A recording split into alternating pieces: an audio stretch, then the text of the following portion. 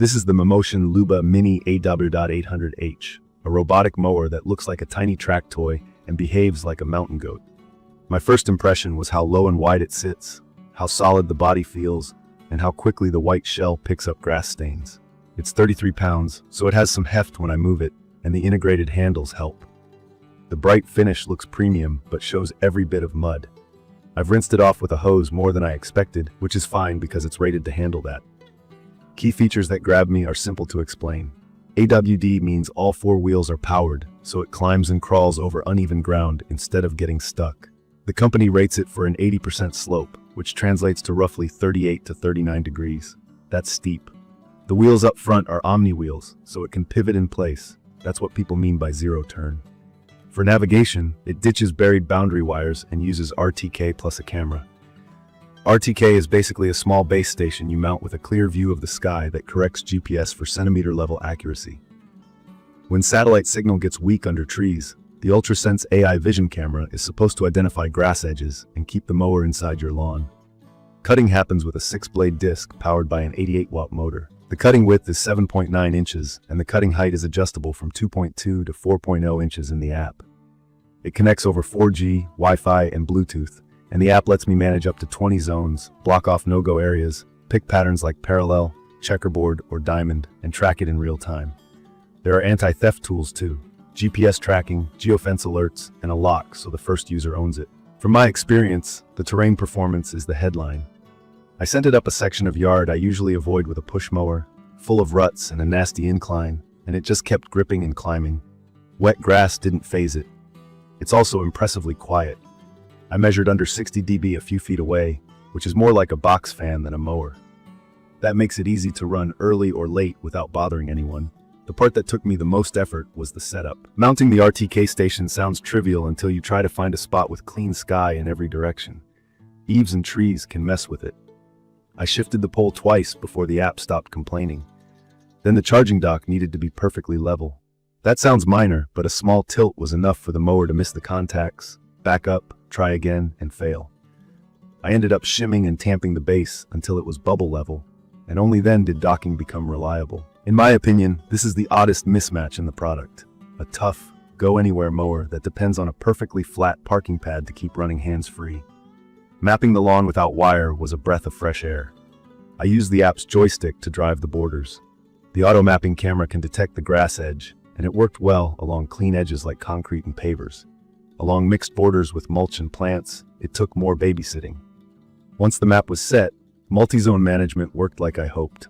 I split my property into front, back, and a hillside area, added a no-go around the fire pit, and the app respected that logic. Cut quality is legit. The 6-blade disc leaves a clean cut, and the patterns do make the lawn look striped and sharp. The 3D lawn printing term in the app is basically an algorithm that shifts route, height, and angle to create designs. It's more than a gimmick if you keep the lawn trimmed regularly. One note, zero-turn pivoting is awesome for tight spaces, but tight pivots can scuff soft turf. I switched to gentler multi-point turns in the app, and that helped, though I still noticed a couple of worn spots after the first week. Now the part that shaped my day-to-day experience, autonomy and runtime. On paper, the coverage is around 0.2 acres, with the box claiming up to 0.25 acres. The cutting width is narrow, and the battery runs roughly 2 hours before it needs a recharge. My unit then took a little under 3 hours to fill back up. That means mowing my yard happens over multiple sessions. It's not a one-and-done pass. It's a steady rotation of mow, charge, mow. If your lawn is near the upper limit, expect it to be out there a lot. The good news is it's quiet. The trade-off is time. Navigation swung between precise and stubborn. Under open sky with solid RTK, it was surgical, hitting stripes cleanly and returning along the same path to dock. Under trees, the camera mode worked some days and stalled on others. I watched it lose satellite correction, hesitate, and then stop with an alert in the app instead of confidently continuing on vision alone. When it stops, I can't joystick it remotely over cellular. Manual control is limited to Bluetooth range. That's fine if I'm in the yard, not so helpful if I'm not home. The rain sensor does the right thing by pausing and heading back to base. What threw me was that it didn't always resume on its own once things dried out. The app shows the task paused, and I had to hit resume. I've seen the mower pick up where it left off after a normal recharge, but rain pause resumption felt inconsistent. I also want to call out the docking logic. After leveling the dock, it was far better, but before that it would try up to 3 times, fail to seat on the contacts, and then sit there until I helped. If you buy this, budget time to level that pad perfectly. It matters more than you think. In my opinion, the hardware is outstanding and the software is still catching up. The AWD and suspension are the reason to buy this model. The wire-free mapping and pattern mowing are a big quality of life upgrade if you're used to boundary wires. The app is full-featured, but the autonomy falls short when signals get tricky or weather pauses the job. I'm hopeful firmware updates will make the camera-only mode more confident and add smarter auto-resume, because when this thing stays on task, the lawn looks great. It's perfect for tricky yards with steep slopes, bumpy patches, and areas where a traditional robot mower would spin its wheels. If you enjoy tinkering and optimizing placement for the base station and dock, you'll get a lot out of it. If your yard is small, flat, and open, there are simpler mowers that will be easier to live with. From my experience, plan for 3 things. 1. Give the RTK station a clean view of the sky, and don't be afraid to move it if the app warns about signal. 2. Get the dock dead level and test docking a few times before you schedule automatic runs. 3. Set expectations about runtime. The narrow deck and recharge cycle mean your lawn gets maintained gradually, not all at once.